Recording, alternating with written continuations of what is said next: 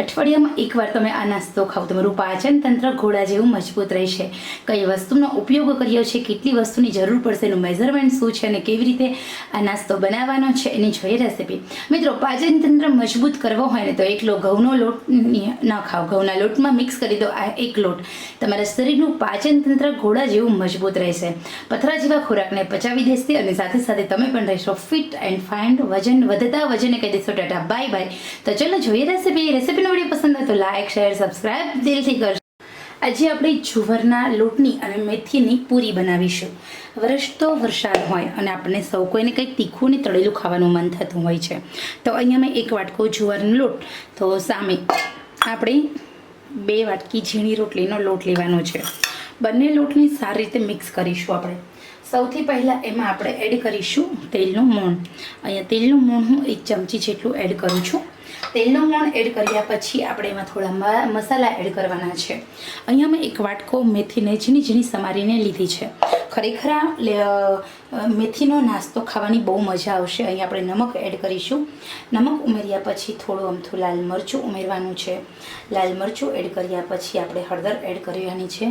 હળદર ઉમેર્યા પછી થોડો અમથો ગરમ મસાલો એડ કરીશું. ગરમ મસાલામાં આ નાસ્તામાં સ્પેશિયલી મેગી મસાલો એડ કરીએ તો આ નાસ્તો ખૂબ સારો એવો બને છે. સાથે સાથે એમાં આપણે થોડા તલ એડ કરીશું. તલ અહીંયા મેં 2 ચમચી જેટલા ઉમેર્યા છે. તલ એડ કર્યા પછી હવે આપણે એમાં એડ કરીશું મેથી. તો ખરેખર મિત્રો, અહીંયા તમે મેથીના મુઠિયા ખાઈને થાકી ગયા છો, મેથીના વડા ખાઈને થાકી ગયા છો, તો જુવારના લોટ અને લીલી મેથીનો આ નાસ્તો અચૂક ટ્રાય કરો. ખાવામાં બહુ મજા આવશે. નાના મોટા સૌ કોઈને પ્રિય લાગે એવો આ નાસ્તો છે. હેલ્ધી છે, પૌષ્ટિક છે અને સાથે સાથે બની પણ ફટાફટ જાય છે. આ નાસ્તો તમે કોઈ પણ શાક સાથે પણ ખાઈ શકો છો. સાથે સાથે તમે આ નાસ્તો ચા સાથે ખાઈ શકો છો. ડિનરના ઓપ્શનમાં પણ તમે આ લીલી મેથી અને જુવારનો નાસ્તો ખાઈ શકો છો. હવે આપણે બધી જ વસ્તુને આપણે ભેગી કરી દઈએ. જુવારનો લોટ છે ને એટલે તેલ આપણે એકદમ ઓછું એડ કરવાનું છે. જુવારના લોટની અંદર હંમેશા તેલનું મોણ ઓછું એડ કરો તો વધારે ટેસ્ટી લાગે છે, સ્વાદિષ્ટ લાગે છે. હવે આપણે લોટને બાંધી લેવાનો છે. તો અહીંયા હું લોટને બાંધું છું. ધીમે ધીમે આપણે દરેક લોટને મિક્સ કરતા જવાનું છે અને બાંધતા જવાનું છે.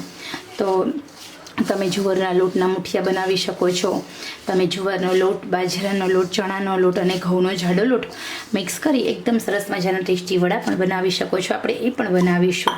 તો અહીંયા ખરેખર મિત્રો, તમને જો એવું લાગે કે તમારે ઘઉં નથી ખાવાતા અથવા તો પાચન તંત્ર અત્યારે વરસાદના કારણે નબળું થઈ જતું હોય છે, તો જો ગેસેટિક પ્રોબ્લેમ્સ થતો હોય પચવામાં, તો તમે ચોક્કસ આ નાસ્તો ખાઓ. વીકમાં એકવાર તમે આ નાસ્તો ખાશો તો તમારું પાચન તંત્ર ઘોડા જેવું મજબૂત રહેશે મિત્રો. તો અહીંયા આપણને એકલા જુવારનો લોટ વણવામાં તકલીફ પડે એટલે આપણે જુવારનો લોટ અને ઘઉંનો લોટ મિક્સ કરીને એડ કરીએ છીએ. જુવારના લોટ ગ્લુટેન ફ્રી છે, પાચન તંત્ર સ્ટ્રોંગ કરનાર છે અને સાથે સાથે ખાવામાં મજા આવે એવો છે. અને બીજું કે આજે આ લોટની જે આપણે પૂરી બનાવીશું એની મીઠાશ બહુ સારી હોય છે. તો ખરેખર મને તો બહુ મજા આવે હો. આ નાસ્તો તો અમે વારંવાર બનાવીએ છીએ. આજે મારા પપ્પાની રસોઈ બનાવવાની છે મારે, તો મને થયું કે ચલો સાંજનો ટાઈમ છે, કંઈ સૂઝતું નથી, મારા ઘરમાં લીલી મેથી અને બેસન સિવાય કોઈ ઓપ્શન નથી. સાથે સાથે જુવારનો લોટ તો ઘરમાં હતો જ, તો મને થયું કે અને મારે વિડીયો પણ બનાવવાનો હતો. રોજ મારે અલગ અલગ વિડીયો બનાવવા પડે છે.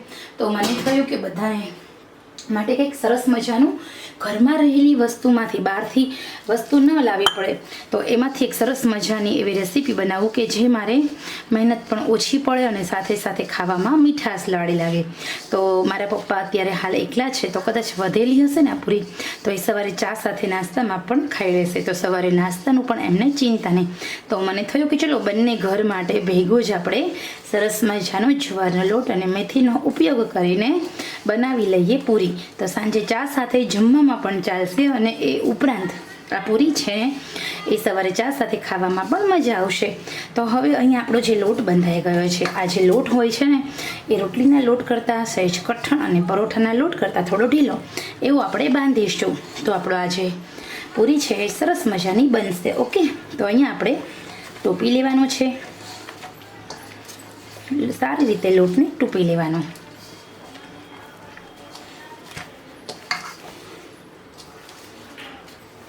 જેમ તમે વધારે ટૂંપશો એમ તમારી પૂરી વધારે ફૂલાશે અને સારી બનશે અને ક્રિસ્પી પણ રહેશે.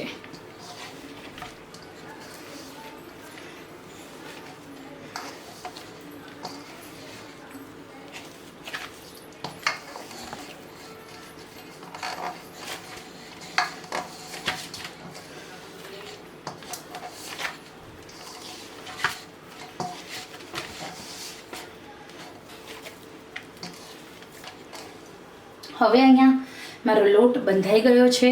આ રીતનો આપણે લોટને બાંધીશું, નહીં વધારે ઢીલો નહીં વધારે કઠણ, એ રીતે આપણે લોટને બાંધવાનો.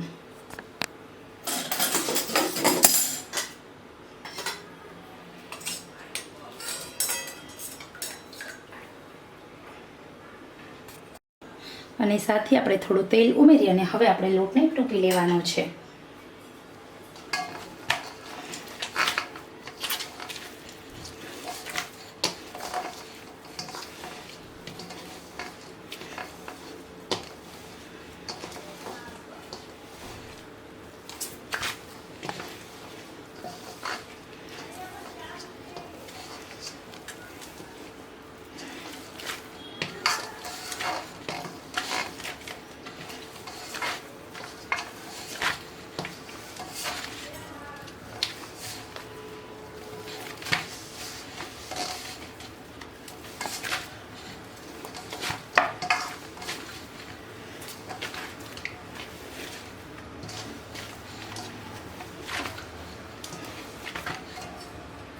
અને હવે આપણે નાના નાના ગોયણા વાળી અને પૂરીને તળી લેવાની છે.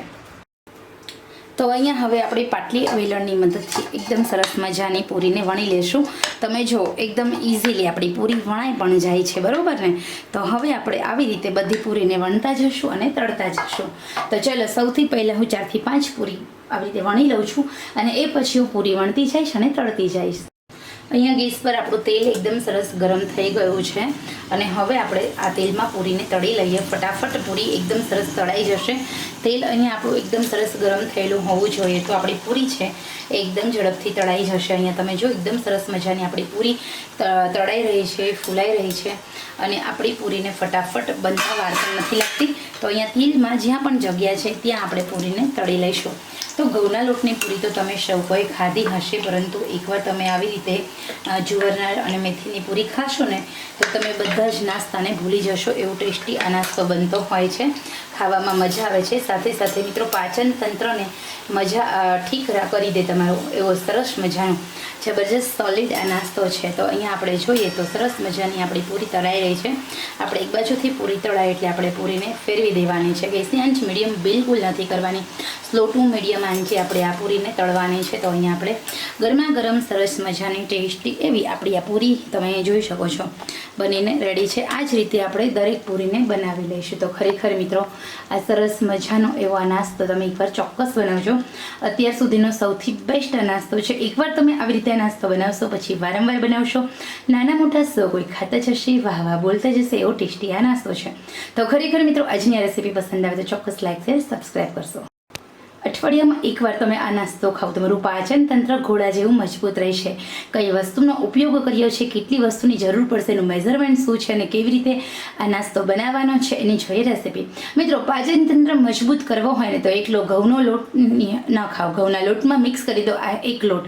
તમારા શરીરનું પાચન તંત્ર ઘોડા જેવું મજબૂત રહેશે, પથરા જેવા ખોરાકને પચાવી દેશે અને સાથે સાથે તમે પણ રહેશો ફિટ એન્ડ ફાઇન. વજન વધતા વજને કહી દેશો ટાટા બાય બાય. તો ચલો જોઈએ રેસીપી. રેસીપીનો વિડીયો પસંદ હોય તો લાઈક શેર સબસ્ક્રાઈબ દિલથી કરશો.